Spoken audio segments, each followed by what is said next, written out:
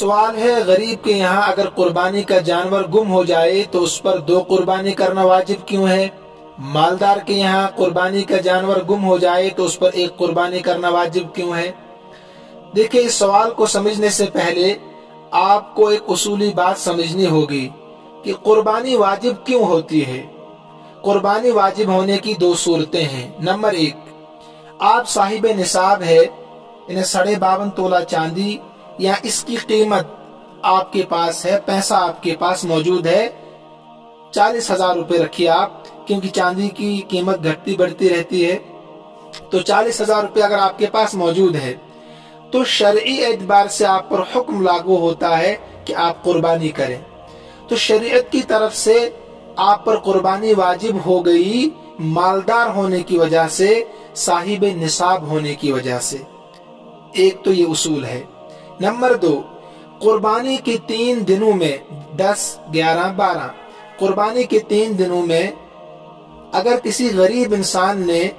جس پر قربانی واجب نہیں تھی، وہ مالدار نہیں ہے، غریب انسان ہے،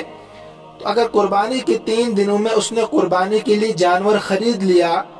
تو اب قربانی کا جانور جو غریب انسان نے خرید لیا، تو خریدنے کی وجہ سے ہی، قربانی کے لیے خریدنے کی وجہ سے ہی یہ قربانی واجب ہو گئی، اس جانور کا قربان کرنا واجب ہو گیا، اور یہ جانور قربانی کے لیے ہی متعین ہو گیا۔ لیکن شرط یاد رکھیے، قربانی کے 3 دنوں میں اگر جانور خریدا ہے تو خریدنے کی وجہ سے اب یہ جانور متعین ہو گیا قربانی کے لیے۔ تو پتہ چلا، ایک اصول ہے مالدار ہونا، دوسرا اصول ہے کہ غریب کا ان 3 دنوں کے اندر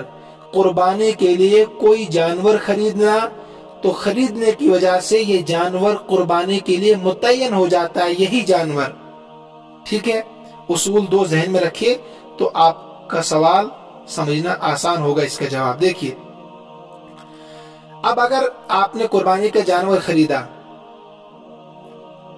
اتفاق سے وہ جانور گم ہو گیا، آپ نے دوسرا جانور خرید لیا،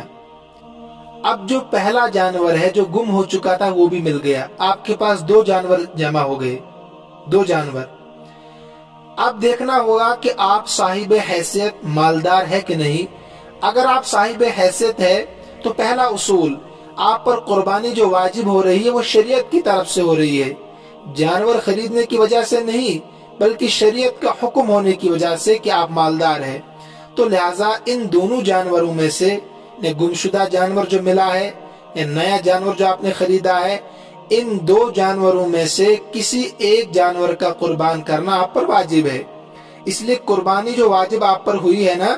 وہ ہوئی ہے شریعت کا حکم لاگو ہو چکا ہے مالدار ہونے کی وجہ سے۔ تو اب 2 میں سے جو بھی قربان آپ کریں گے جانور، تو آپ کی قربانی ادا ہو گئی،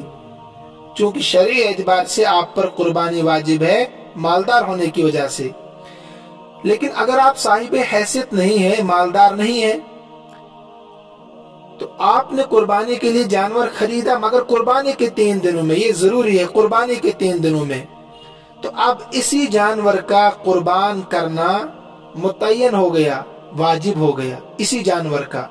تو دوسرا اصول، غریب نے قربانی کے 3 دنوں میں قربانی کی نیت سے جانور خریدا،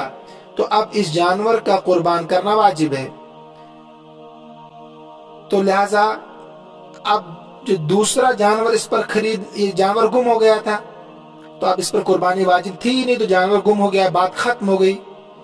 لیکن اتفاق سے اس نے قرض لے کر دوسرا جانور خرید لیا قربانی کے 3 دنوں میں ہی، پہلا جانور گم ہو گیا تو اس نے قرض لے کر دوسرا جانور خرید لیا غریب انسان نے، تو گویا کہ اب دوسرا جانور بھی خریدنے کی وجہ سے متعین ہو گیا قربانی کے لیے ہی، قربانی کی نیت سے۔ قربانی کے 3 دنوں میں جب اس نے نیا جانور خریدا تو یہ بھی قربانی کے لیے متعین ہو گیا یہی جانور، تو لہٰذا اب اس کو پہلا جانور بھی مل گیا، دوسرا جانور بھی موجود ہے، تو دونوں جانور یہ خریدنے کی وجہ سے، قربانی کے 3 دنوں میں خریدنے کی وجہ سے متعین ہو چکے ہیں، لہٰذا اسی وجہ سے غریب پر دونوں جانور قربان کرنا واجب ہے، اس لیے کہ اس نے خود اپنے اوپر یہ جانور واجب کیے ہیں قربانی کرنے کے لیے، حالانکہ شریعت نے اس کو رعایت دی تھی، اس پر قربانی تھی ہی نہیں، تو اس نے خود اپنے اوپر گویا کہ ایک طرح کا ظلم کیا کہ خود جانور خریدا قربانی کے لیے، اور اب وہ قربانی کے لیے ہی متعین ہو گیا، اب دوسرا نہیں خریدنا تھا، اس نے دوسرا بھی خرید لیا، یہ بھی متعین ہو گیا۔ تو لہذا قربانی کا جو دوسرا اصول ہے، اس وجہ سے غریب پر دو جانور